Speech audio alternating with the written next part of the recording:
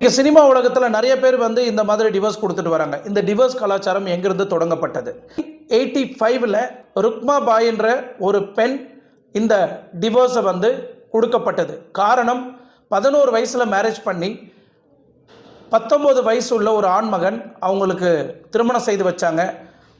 அந்த திருமண வாழ்க்கை நிறையா பிரச்சனைகள் வந்ததற்கு காரணத்தினால் அந்த பெண் டிவோர்ஸ்க்கு அப்ளை பண்ணுறாங்க.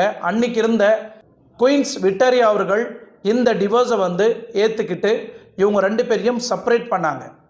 இதை சார்ந்து தான் இந்தியாவில் இன்றைக்கி டிவோர்ஸ்ன்ற ஒரு பேர் வந்து கொடி கட்டி பறந்துட்டுருக்கு.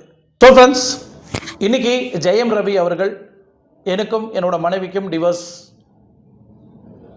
பண்ணிக்க போகிறோம் அப்படின்னு தன்னோட லெட்டரேடில் தெளிவாக தன்னோட விண்ணப்பத்தை வந்து டீட்டெயிலாக எக்ஸ்பிளைன் பண்ணியிருந்தார். அந்த லெட்டரேடில் என்ன இருக்குது அப்படின்னு நீங்கள் பார்த்தீங்கன்னா, ஜெயம் ரவி அவர்கள்